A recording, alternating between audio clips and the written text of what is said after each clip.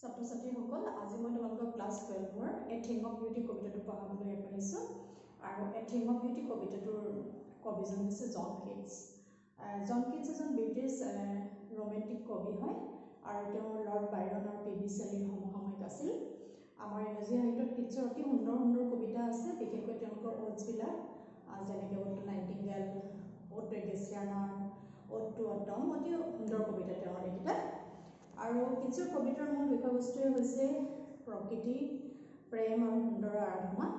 যিহেতু জন কিটছ এজন সৌন্দৰ্যৰ উপাসক আৰু এই কবিতাটো আমি সৌন্দৰ্যৰ উপাসনাই পাম। আৰু এ থিং অফ কবিতাটোৰ দৰে এণ্ডিমিয়ন এ পয়েটিক ৰমেন্স নামৰ কবিতাটোৰ পৰা তুলি অনা হৈছে।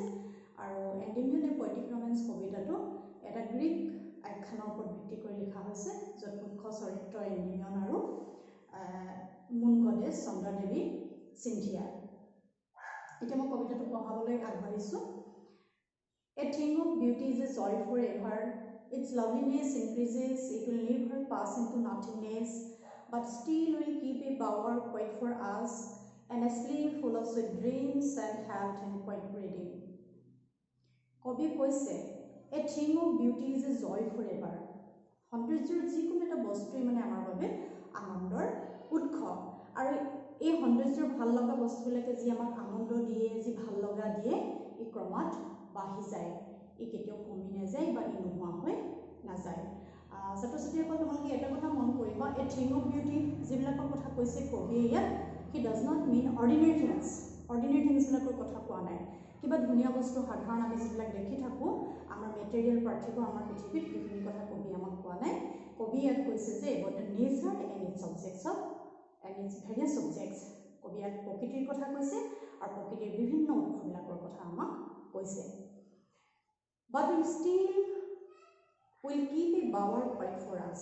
বাৱাৰ মানে চেদি গছে আমাক যিটো ছাঁ দিয়ে, কবিয়ে কৈছে এই সৌন্দৰ্যৰ বস্তুবিলাকে আমাক কি কৰে, ধুনীয়া ছাঁ দিয়ে, শান্ত আৰু নীৰৱ। And a sleep full of sweet dreams, আৰু এটা খুব ভাল টোপনি দিয়ে, মানে সুন্দৰ য'ত সপোন থাকে। And health and quiet breeding, আৰু আমাক কি দিয়ে, স্বাস্থ্য দিয়ে আৰু আমাক ৰিলেক্সেশ্যন দিয়ে। ব্ৰিডিং মানে উশাহ নিশাহ, এইটো কিন্তু এটা উশাহ নিশাহৰ কথাই বুজা নাই। মানে সৌন্দৰ্যৰ সকলো বস্তুৱে আমাক এটা ভাল স্বাস্থ্য দিয়ে, ভাল টোপনি দিয়ে আৰু আমাক ধুনীয়া ধুনীয়া মানে গছৰ ছাঁ দিয়ে। Therefore, on every morrow are we raising a flowery band to bind us to the earth, spite of despondence, of the inhuman dearth of noble natures, of all the unhealthy and overdarkened ways made for searching. Yes, in spite of all, some shape of beauty moves to the pole from a dark space. কবিয়ে কৈছে every মৰো মানে পিছদিনা ৰাতিপুৱা কৈছে, টুমৰো morning, কিন্তু মই ইয়াত কবিতাটো বুজাবৰ কাৰণে ৰাতিপুৱা বুলিয়েই ক'ম। কবিয়ে কৈছে প্ৰত্যেক ৰাতিপুৱাই আৰু ৰেডিং এ ফ্লাৱাৰী বেণ্ড টু বাইণ্ড আছ টু দ্য আৰ্থ, আমি প্ৰকৃতিৰ লগত, পৃথিৱীৰ লগত একাত্মক হ'বলৈ বাবে আমি প্ৰত্যেক ৰাতিপুৱা এডাল ফুলৰ মালা গাঁঠো নেকি? ৰেডিং মানে ফুলৰ মালা কথা কৈছে ইয়াত কবিয়ে, ফ্লাৱাৰী বেণ্ড মানে গাৰ্লেণ্ড মালাৰ কথা কৈছে।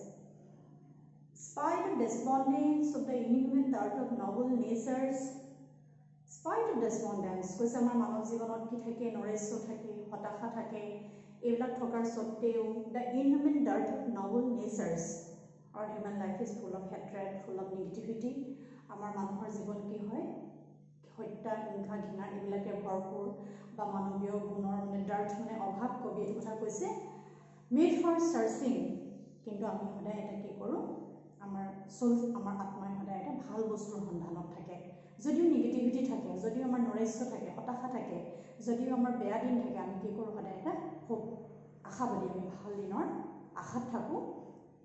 য়েছ, ইন স্পাইট অফ অল, হয় আমাৰ মানৱ জীৱনত এইবিলাক থকাৰ স্বত্তেও, নৈৰাশ্য, হতাশা, ভগ্ন স্বাস্থ্য সকলো থকাৰ স্বত্তেও, some shape of beauty moves to the pole from a dark space.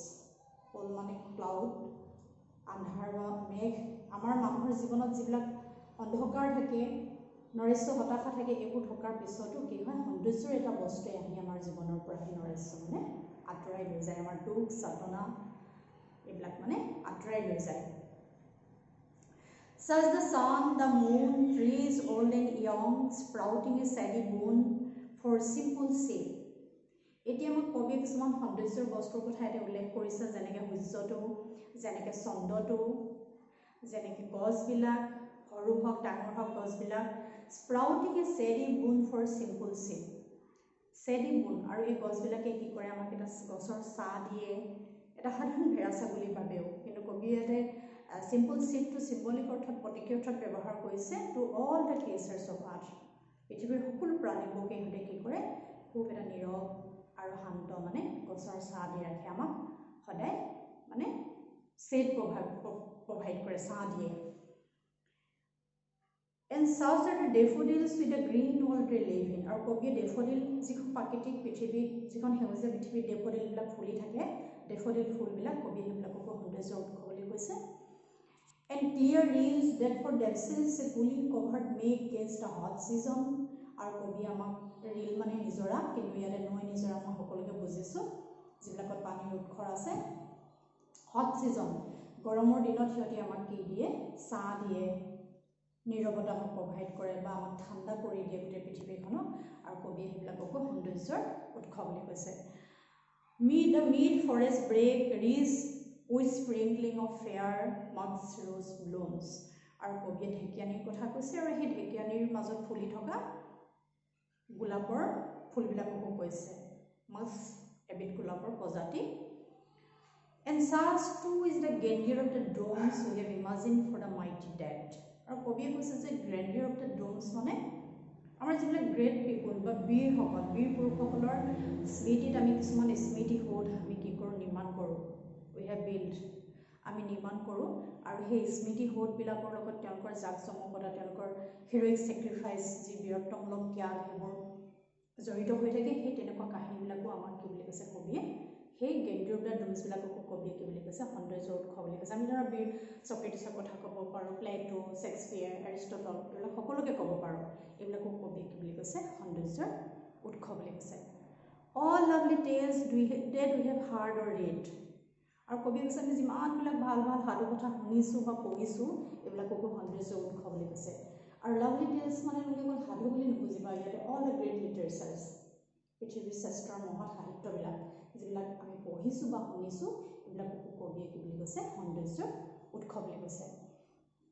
N endless fountain of immortal drink pouring unto us from the heavens ব্ৰিংক, আৰু শেষৰখিনি আমি এনেকৈ বুজিব পাৰোঁ, কবিয়ে এতিয়া যিমানখিনি আমাক সৌন্দৰ্যৰ উৎসৰ কথা ক'লে, সেই গোটেই সৌন্দৰ্যৰ উৎসখিনিজনীক আমি সৰগৰ পৰা মানে নিগৰি অহা এটা মানে ইমৰ্টেল ড্ৰিংক, নেক্টাৰ বা অমৃতৰ লগত কবিয়ে তুলনা কৰিছে, নহ'লে সৰগৰ পৰা নিগৰি অহা সেই নেক্টাৰ বা অমৃতক কবিয়ে মানে সৌন্দৰ্যৰ উৎস বুলি কৈছে।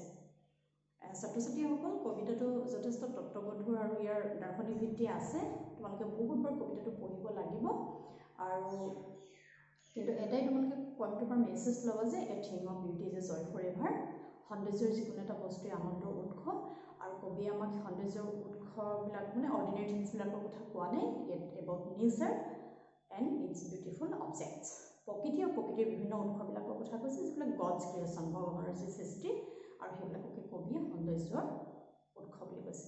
ধন্যবাদ।